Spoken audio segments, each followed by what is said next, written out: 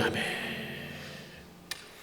예수 믿고 구원받아서 하나님의 백성이 된 저와 여러분, 모든 성도들이 일생 동안 해야 할 일들이 참 많이 있지만 그 중에 하나는 하나님을 예배하는 것이다 라고 말씀드릴 수가 있겠습니다. 예배는 가장 존귀하신 하나님을 그 이름에 합당하게 높여드리고 찬양하는 행위입니다. 하나님을 높게 여기고 하나님을 소중하게 여기는 사람들은 그만큼 열정적으로 예배하겠죠. 온 마음을 쏟아 놓겠죠.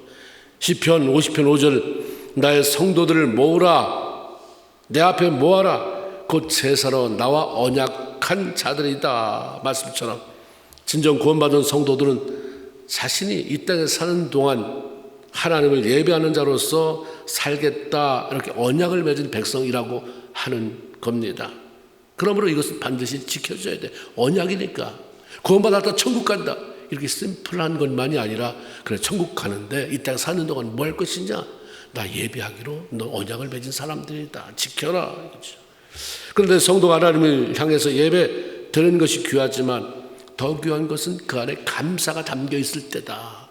그래서 시편 50편 23절, 감사로 제사 드리는 자가 나를 영화롭게 한다라고 알려주십니다. 그런 예배 드릴 때 아무 감각 없이 습관적으로 앉아있지 말고 감사가 넘치는 예배 드려라. 찾아봐라. 감사가 없는가? 그 감사 찾아서 고백해라. 감사하다, 감사하다, 감사합니다. 예배를 소중히 여기시는 하나님, 이런 말씀하시는 거예요. 예배로 나와 언약 맺었다.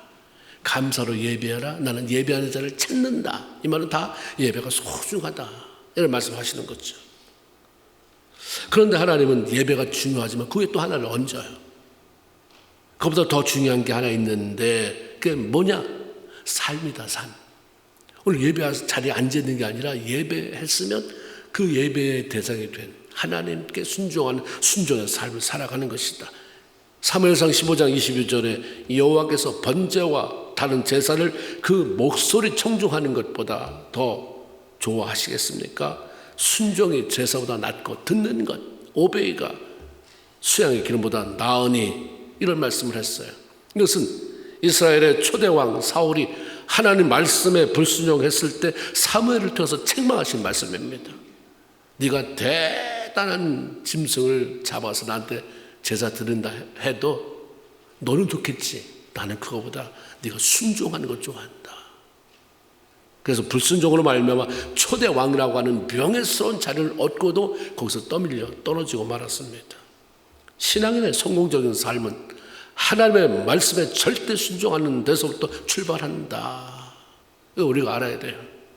신앙의 실패와 비극적인 삶은 하나님의 말씀에 불순종함으로 찾아온다. 본문 21절에 보면 하나님이 이스라엘 백성들에게 너희의 희생의 제물과 번제의 고기를 아울러 먹으라고 하는 명령을 합니다. 희생의 제물, 번제물 모두가 하나님 앞에 제사 드릴 때 제물로 가져온 고기들이에요. 그런데 희생 제물은 제사가 끝나면 백성들이 먹을 수 있는 거예요. 이거 제사 끝나면 먹어라. 너희들 같이 먹어라. 제사장 떼어주고 먹어라. 그런데 번제물은 제물이 제만 남을 때까지 다 태우는 거예요. 그래서 제가 될 때까지 태울 때 나오는 그 기름 타는 냄새들, 향기로 하나님을 영화롭게 하는 것. 그때 올려드리는 제물이 번제물인데 번제에서 드는 제물은 먹지 말아라 하나님 말씀하셨어요. 이건 사람이 먹는 게 아니다. 하나님 몫이다. 남기지 말고 다 태워라. 향기가 올라오게 해라. 그런데 하나님은 오늘 본문에 보니까 그 번제물 먹어라 말씀하십니다. 다시 말하면 이 말은 뭐예요? 하나님 갑자기 마음이 바뀌었나? 이게 아니라 내가 너의 제사를 받지 않는다. 너나 갖다 먹어라 이 말이에요. 번제물? 이거 왜 가져왔는데? 그렇지, 전에 내가 너 사람이 손대면 안 된다고 했지만 이제 내가 보니까 먹어. 여기다 바치지 말고.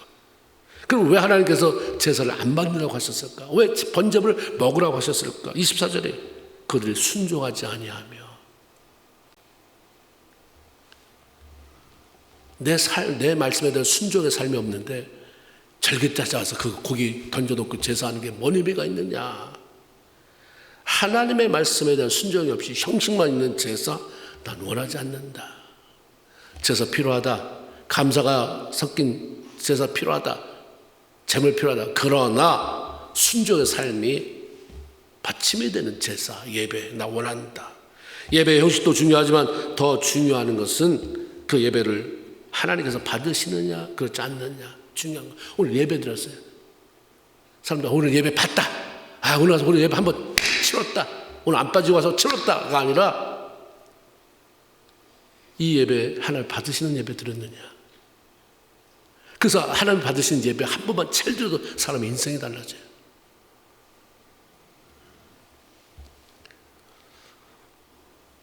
오늘날 사람들의 관심은 내가 드린 예배가 진정 하나님께서 받으실 만한 향기로운 예배였는가 보다 얼마나 내가 만족하고 얼마나 내가 흡족한 예배였는가. 오늘 예배 들렸어.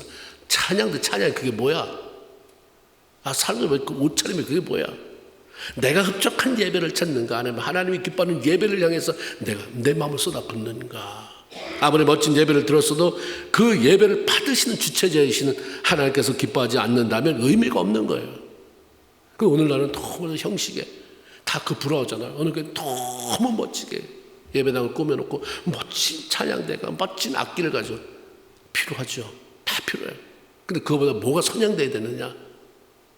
너무 명품 옷을 샀다고 자랑하는데 근데 그 위에다 팬티를 입어요. 그래도 난 명품이 있다 입었다. 이걸 누가 멋있다고 말하겠습니까? 순서가 있다는 순서가 하나님께서 받으시는 예배는 순종의 삶을 살아가는 자들이 드리는 그런 예배다. 하나님께서 순종을 그렇게 철저히 원하시고 강조하시는 이유가 뭘까? 하나님은 아픔이 있기 때문에 그러는 거예요. 아픔이 있기 때문에 그 아픔. 첫사람 아담과 하와를 만들어 놨어요.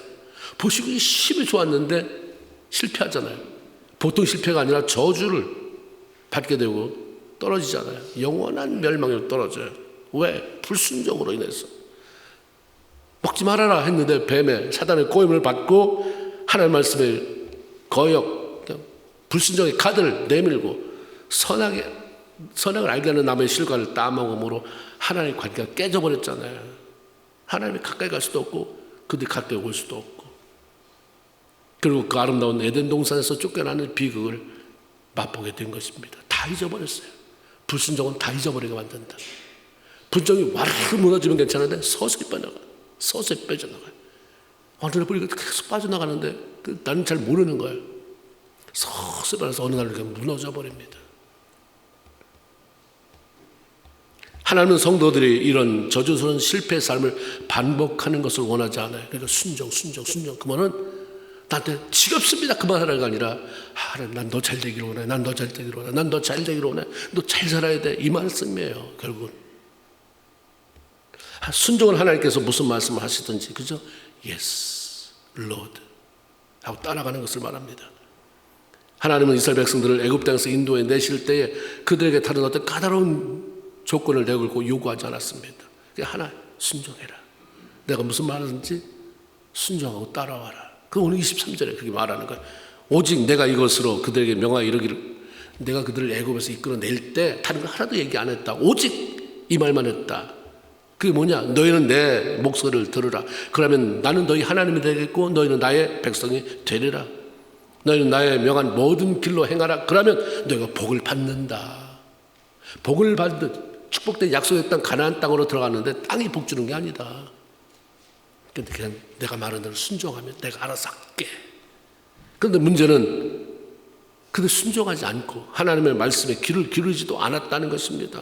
순종하는 대신에 거기 보니까 악한 마음의 생각대로 그들이 행동하며 하나님의 등을 돌렸다 이렇게 말을 해요. 주와 같이 길 가는 거 즐거운 일 아닌가? 왜 즐겁습니까? 주를 바라보면서. 그렇죠? 동행하는 자 참 힘든 게 뭐냐면 안 친한 사람과 가는 게 힘들어요. 내가 좋아하지도 않는 사람 그 사람을 자주 쳐다보게 되겠습니까? 점점 거리가 좀 떨어지게 되고 그래서 좋아하는 사람이랑 같이 붙어서 가까이 얘기하고 그렇죠? 기뻐하고 주님이 그러라는 거예요. 등 돌리지 말아라. 24절에 그들은 그 등을 내게로 돌리고 등을 돌린다는 게 무슨 의미입니까? 하나님 외면하는 거죠. 하나님 무시해버리는 거예요. 이게 가능하다는 거예요. 사람이 하나님을 무시하고도 살아요. 안 보이니까. 하나님 그렇게 믿는다고 하고 그때마다 도와달라고 말하는데 그냥 하나님이 정말 무시당하는 그런 삶, 그런 모습이 보인다고 한다면 얼마나 힘드시겠습니까? 내 주장, 고집, 감정, 판단 이런 것들 다 하나님도 앞세우는 거예요. 이게 너무 강해. 안 변한단 말이에요. 이게. 내가 화가 머리 끝까지 나와서 뚜껑이 열릴 만한데 스탑. 그러면 안 되지. 그래서 주님 네 하면서 이게 식어져가는 것을 경험해야 되는데 성질 부릴 거 다 부리고 감정 폭발시켜놓고 그 다음에 나와서 혼자 아유 주님 그래 알았다 듣는다. 근데 그 삶이 계속 반복이니까 나중에 시간이 지났는데 그 자리에 늘 그 자리에 성장이 안 되는 거죠. 이게 하나님의 슬픔입니다. 하나님보다 세상을 더 좋아하며 그것들의 마음을 뺏기고 사는 것, 이게 등 돌리는 거예요. 하나님 떠나거나 그분 뜻대로 따르지 않고 내 마음대로 행동하는 것. 하나님께 등을 돌리는 이유는 그러니까 못마땅하니까 그런 거예요. 여러분 사람이 좋았다가 등 돌리는 것은 뭔가 못마땅한 일이 있으니까 그런 거예요. 못마땅해. 나 참 좋은 줄 알았는데 못마땅해. 못마땅해. 내 마음대로 안 해. 못마땅해. 하나님 내 마음대로 안 해줘. 내가 몇 번이나 요구했는데 듣지도 않아. 못마땅해. 에이, 알게뭐냐 내 마음대로 살리라. 관심이 다른 데 있기 때문에 그래. 두 사람이 의합지 아니하고 어떻게 한 길 가겠으며 예수 믿는 사람이 하나님과 뜻이 안 맞는데 어떻게 같은 길 갈 수 있겠느냐. 그러니까 등을 돌릴 수밖에 없는 거예요. 하나님 말고 그 다른 사람 없어? 하나님 말고 나를 좀 행복하게 해줄 사람, 나를 기분 좋게 해줄 사람, 나를 좀 잘 살게 해줄 사람. 그 자꾸 두리번거리니까 자연적으로 하나님을 향해서는 등이 돌려지게 되는 거지. 등이 보이게 되는 것입니다. 이스라엘 백성들은 형식적으로 드리는 예배에 열심을 내면서도 동시에 이방신을 섬겼습니다. 세상 풍속을 따라가며 하나님의 말씀을 불순종했어요. 여기 31절을 보니까 그들이 흰놈의 아들 골짜기에 도벳 사당을 건축하고 그들의 아들들을 불살랐나니 내가 명령하지 아니하였고 내 마음에 생각도 못한 일이다. 이렇게 말씀하시는 하나님의 탄식 소리가 나와요. 하나님은 여전히 예배해요. 근데 이방신을 섬기는 사당을 줘요. 신전을 또 줘요. 그리고 하나님을 섬기고 예배하면서도 이방신을 보니까 그 사람들은 뭐 잘 되는 것 같아요. 근데 보니까 그들 어떻게 하냐. 자기 신한테 애를 태워 죽이면서 제물로 바치는 걸 봤어요. 이걸 흉내냈단 말이에요. 그 도벳 골짜기를 나중에 하나님의 그 도벳 골짜기가 아니다. 흰놈의 골짜기가 아니라 죽음의 골짜기다. 어디다가 이제 죽은 시체를 묻을 곳이 없을 만큼 거기다 수없는 살인을 저질렀다. 그러니까 이방신을 섬기면서 뭔가 저 신한테 잘 보이려면 애라도 바쳐서 죽여 태워서 제물로 드려서라도 내가 원하는 걸 구해야 되겠다. 어떻게 하나님을 믿는 사람들이 이렇게 할 수 있었을까? 우리가 생각하면 와, 그 사람들 홍해가 건너오는 걸 봤죠. 예레미야면 그 전에 거 다 본 거 아니에요. 요단이 건너지는 것, 여리고성이 무너지는 것, 만나 뭐 매출하기 다 반석에서 뭘 봤는데도 어떻게 이렇게 저런 짓이 가능할 수 있을까? 양심이 화인받으면 사도 말한 것처럼 불감증이 불도장을 받으면 영적 감각이 무뎌지면 못할 짓이 없다. 아무리 하나님 믿는다고 해도 아무리 교회를 열심히 나온다고 해도 영적 감각이 무뎌지면 불도장을 맞으면 그렇게 할 수 있다라고 하는 것을 우리에게 알려줍니다. 그러니까 뭐 지킬 만한 것보다 네 마음을 지켜라. 네 마음이 너무 굳어져서 화인받지 않도록 뭐라고 말해도 감각이 없는 아무리 꼬집어대도 감각을 느낄 수 없을 그런 영적 감각이 되지 않도록 깨어있어라고 말씀하시는 것입니다. 이스라엘 백성들은 절기 때만 되면 하나님 앞에 제물 들고 나왔잖아요. 제사 드렸어요. 그러면서 내 할 도리 다 했는데 뭐가 문제인데요? 내 할 도리 다 했는데 사람들 흠을 잡지 못했겠죠. 야, 저분 참 대단해. 어떻게 때만 되면 저렇게 와서 꼬박꼬박 첨삭하면서 저렇게 그 상질에 송아지를 바치면서 어떻게 꼬박 그렇게 당당한 거예요. 나 당당해. 내가 11절 안 했어. 주일 섬기지 않았어. 뭐가 필요하다면 돈을 안 냈어. 그 내면에 텅 비어있잖아요. 하나님 보실 때는 너무 괴로운데 자기는 당당해. 그러니까 돌아설 수가 없는 거예요. 이건 비극입니다. 하나님 이런 이스라엘 백성들에게 주의 종들을 보내서 선지자를 보내서 끊임없이 책망합니다. 설득합니다. 회개하고 돌이킬 것을 말씀했지만 그들은 My way, 내 길 가련다. 말하지 말아라. 에레미야 11장 7절에 하나님이 답답할 때마다 이렇게 말씀하세요. 내가 너의 열조를 애굽 땅에서 인도해 온 날부터 지금까지 오늘날까지 간절히 경고했다. 그럼 죽는다. 그럼 망한다. 부지런히 경고했다. 내 목소리 들어라. 순종해라. 근데 그들이 청종하지 아니하며 귀를 기울이지도 아니하고 그 악한 마음에 강팍한 대로 행하더라. 지 고집대로 살아와. 내가 100번 처음 말해봐야 지 고집 안 꺾는다 이 말이야.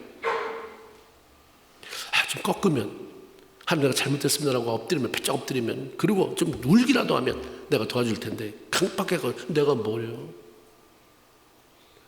이게 스가랴에서도 똑같아요. 선지자 스가랴도 똑같이 말합니다. 스가랴 7장 11절 12절 그들이 청종하기를 싫어해서 하나님 말 안 너는 그래서 등 돌린다는 거예요. 네가 내 말 듣기 싫으니까 나의 등을 돌리는구나. 내 말 듣지 않으라고 길을 막는구나. 내가 보니까 너희 마음이 금강석 같다. 금강석? 성경에 나오는 금강석은 다이아몬드예요. 다이아몬드. 단단한 거죠. 딱딱하잖아요. 그래서 우리가 유리 잘라낸 칼을 뭐로 만드냐면 다이아몬드로 만드는 거예요. 유리 잘라낸 그 칼 끝에는 다이아몬드. 유리를 자르고도 뭐 이게 부서지지 않으니까 단단하다. 얼마나 마음에 강팍하고 자기 고집, 자기 주관에 꽉 매여 있으면 이건 너무 힘든 거 아니에요. 절기는 잘 지키는데 마음이 강팍해서 하나님 말씀 안 듣는 네 마음의 금강석이다. 결국 다 망했잖아요. 다 망했어요. 마침내 하나님이 이런 이스라엘 백성을 향해서 에레미야 15장 6절에 이런 말씀하는데 저는 굉장히 충격이었어요. 내 뜻을 돌이키기에 내가 지쳤다. 내가 너한테 좀 자꾸 설득해서 그렇게 살면 안 된다. 너 그러면 안 된다. 그런 이 말 수도 없이 했지 않았느냐. 선지자를 통해서 말씀을 통해서 수도 없이 했는데 점점 금강석 같은 마음으로 만들어가니 내가 뜻을 돌이키기에 지쳤다. 하나님 자신의 백성들이 망하는 것을 원치 않으셔서 용서하세요. 또 용서하고 또 용서하고 뜻을 돌이키시고 또 참고 참아주시는 바보같이 보이는 분이셨습니다. 그런데 그분이 마침내 나 만약 이렇게 하지 않는다. 또 지금은 네가 그냥 이렇게 한참 살았으면 나는 넘어간 것 같지. 나 그렇게 끝까지 안 해.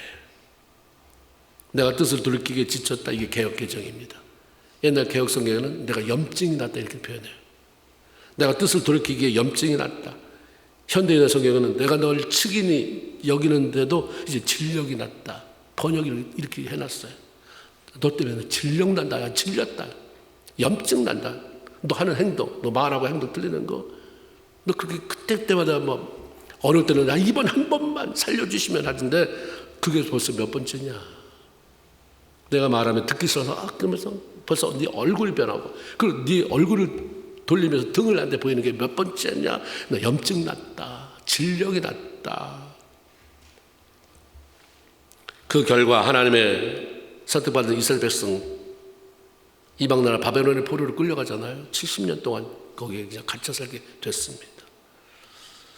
그로 인해서 이스라엘 백성들이 겪어야 했던 수치와 고통은 결국 그들 자신의 불순종 때문에 초래한 것입니다. 하나님이 그렇게 하셨다? 아니요. 하나님은 그렇게 할 마음 없었어요. 내가 그렇게 초래한 거예요. 하나님이 염증 날 때까지 하나님 보통 분이에요. 하나님이 염증 냈으면 도대체 얼마나 많이 그런 거예요. 하나님이 진력 났다, 진저리를 친다라고 했으면 얼마나 많이 그런 거예요. 하나님에게 그 백성은 너무나도 소중한 거예요. 이스라엘 백성들. 내가 얼마나 하나님 답답했으면 내가 도대체 내가 무슨 못한 짓을 했기에 내가 너한테 무슨 못한 짓을 했기에 네가 나한테 그렇게 불순종하느냐. 나를 귓등으로 듣느냐. 오죽했으면 그들 넘겨주었겠는가. 그러면서 에레미야 17장 5절 6절에 그렇게 말씀하세요. 마음이 여호와로부터 떠난 그 사람은 저주를 받을 것이라. 그는 사막의 떨기나무 같아서 좋은 일이 오는 것을 보지 못한다. 이것처럼 무서운 게 어디 있습니까? 하나님 앞에 완전히 떠났더니 그냥 살기는 사는데 살아봐야 뭐 별게 소망이 있어야 사는 건데 올수록 시간 너 나이가 먹을수록 좋은 일 오는 걸 못 봐. 그게 왜 그러냐? 왜 나는 살아갈 수 이러지? 예수를 믿고 교회 다니는 지가 벌써 몇 년인데 왜 이러지? 한번 돌아보세요. 마음이 하나님 앞에 떠나지 않았나? 마음이 없지 않았나? 그러니까 마음이 떠났으니까 그냥 나는 그렇게 사는 거예요. 뭐 이게 내 팔자련이 사는데 주님 볼 때는 이미 다 말씀해 놓으셨잖아요. 좋은 날을 보지 못한다. 그러니까 우리가 성경을 읽어야 되는 이유가 이거예요. 다 곳곳에 다 말씀을 해놔서 젊을 때는 어떻게 살아야 되는지, 중년은 어떻게 살아야 되는지, 노년은 어떻게 살아야 되는지, 죽음은 어떻게 준비해야 되는지, 돈은 어떻게 관리해야 되는지.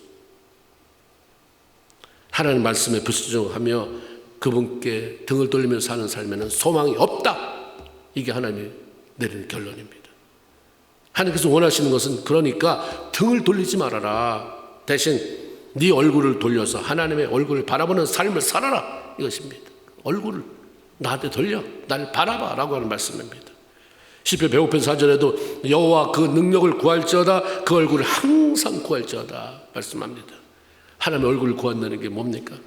하나님을 바라본다는 게 뭐예요? 하나님을 더 알기를 원하는, 하나님을 더 사랑하기를 원하는 것을 의미합니다. 하나님에 대한 관심과 간절함, 그 열망을 나타내는 것입니다. 하나님 무슨 말씀하시는지 내가 듣고 순종하고 그렇게 따르겠습니다 라고 하는 결단을 보이는 것입니다. 하나님의 말씀을 듣고 그분의 말씀을 신뢰하며 순종하는 삶이 그분의 얼굴을 구하는 거죠. 그래서 시편 에레미야 17장 5절부터 6절까지는 등을 돌리는 자는 이렇다고 말씀했지만 7절부터 9절까지는 여호와를 바라보는 사람은 이렇다라고 말씀한 게 이어서 나왔어요.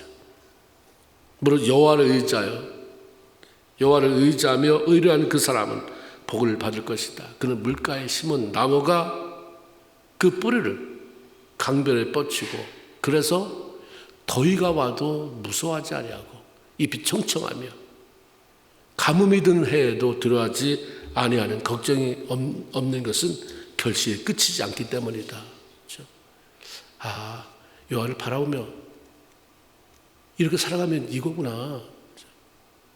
우리는 열심히 사는 자수성가형을 부러워요.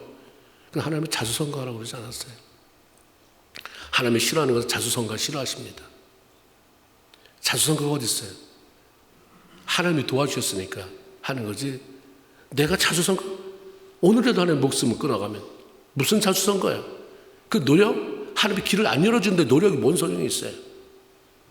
하나님 건강을 하지 않는데 사업자가 번듯하게 있으면 뭐 하겠어요? 자수성가라는 말은 신앙에 있을 게 아니에요. 하나님 때문입니다. 다 하나님의 은혜입니다. 이잖아요. 그렇죠?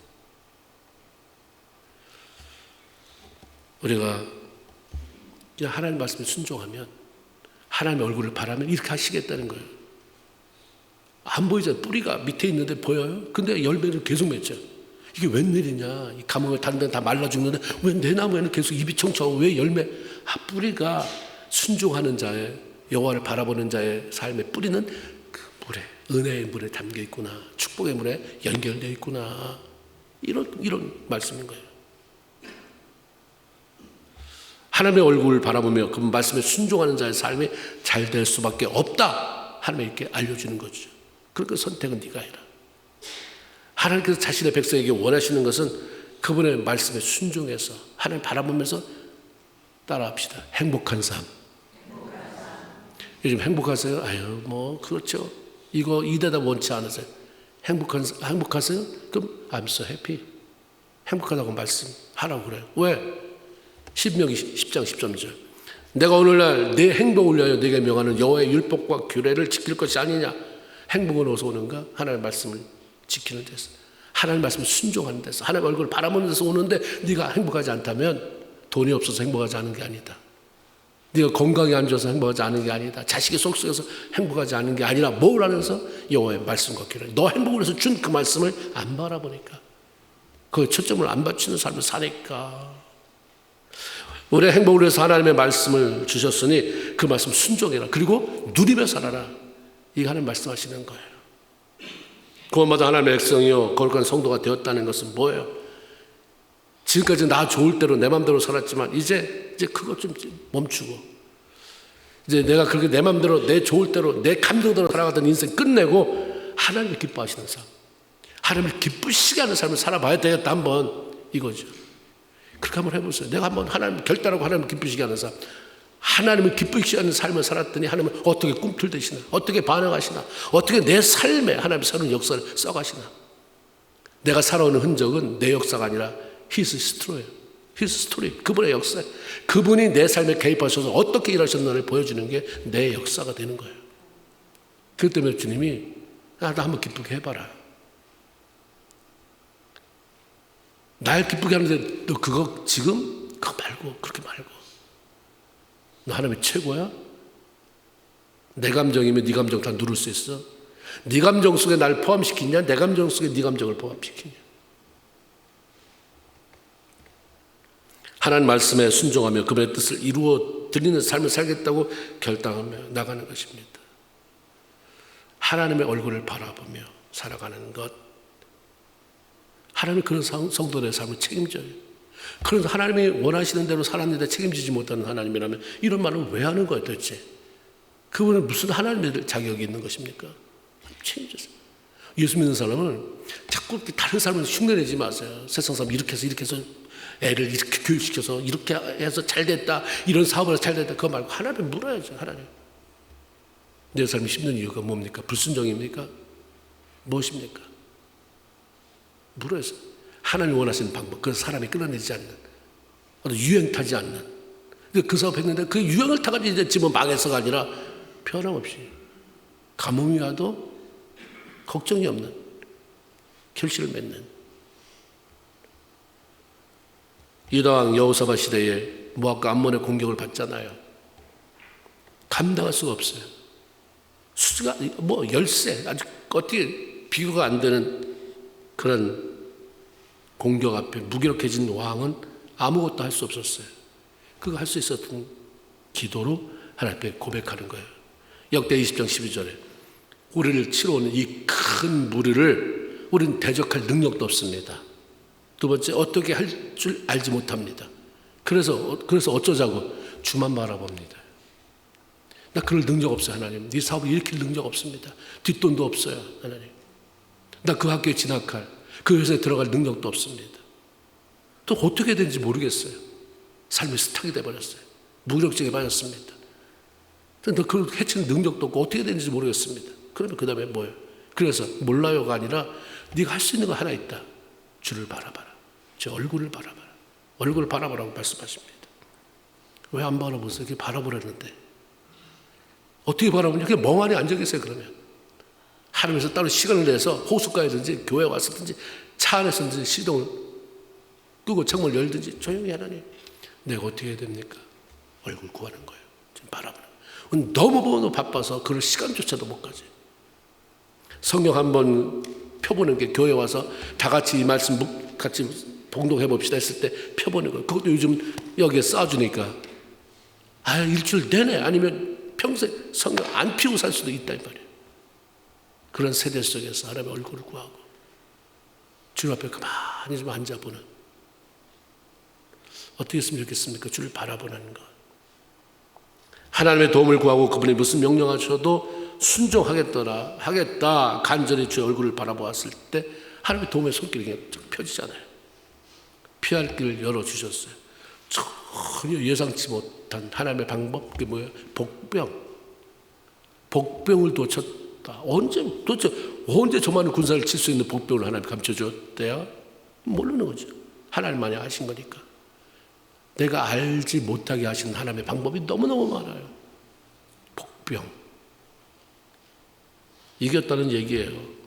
하나님이 친히 그 길에서 싸워 이기게 하셨다. 하나님 말씀을 순종하며 그분의 얼굴을 바라보는 삶만이 하나님을 기쁘시게 하는 것이고 승리의 삶을 살아가는 것이다. 하나님 말씀하시고 우리가 알기 때문에 그래서 우리가 거기에 목숨 거는 거 아니에요. 어떻게 해서든지 순종하려고 어떻게 해서든 애써보는 거 아니에요. 그런데 가만히 뒷짐지고 있으면 하나님 나 안 도와주세요. 그거 살려고 하는데 엎어지면 그 다음에는 서러움이 찾아오잖아요. 하나님 왜 나는 안 됩니까? 그래서 하나님 통곡하고 목을 놓아 통곡할 때 두려워하지 말아라. 내가 내 눈물을 보았다. 네 원통하는 마음을 봤다. 내 아달파는 마음을 봤다. 잡아 손을 내미시는 거예요. 하나님의 얼굴을 바라보는 것, 그리고 순종하는 것, 이게 우리의 살 길입니다. 너무 요즘 삶이 바빠서 피곤해서 힘들어서 이런 말 하나님은 원치 않아요. 누가 그렇게 살아냈냐? 나한테 좀 시간 좀 보내봐. 네가 하는 목 한 목보다 내 10목 100목 해줄 테니까. 쓸데없는 일 안 당하게 할게. 네가 한 게 본질적인 일하는 것보단 그냥 사건 수습하는 일이 얼마나 많으니? 사고 난 거 수리하러 다니느라고, 문제 일어난 거 그 떼우느라고, 그게 메인 아니지 않니? 그리고 내가 없도록 다 치워주면 될 거 아니야. 그리고 다 치워져서 평안할 때는 하나님의 은혜에 감사할 줄 모르고, 그런 거 있을 때는 참 원망불평하고, 아주 막바지로서 한번 하나님 도와줘 보시든지, 그러지 말고 매일매일 내 얼굴 구하라. 그래서 말씀하신 대로 이루시는가 보면서, 아, 그렇게 하시는구나. 역시 하나님이시다. 그런 감탄, 감복, 설복 되어서 남은 생 주님 앞에 꼭 붙잡아. 그리고 나도 주님 꼭 잡고 그렇게 승리의 삶을 살아가는 저와 여러분 다 되기를 주의 이름으로 축원을 드립니다. 아멘. 기도합시다. 하나님을 바라봤습니까? 바라보기를 원하십니까? 우리 같이 기도합시다.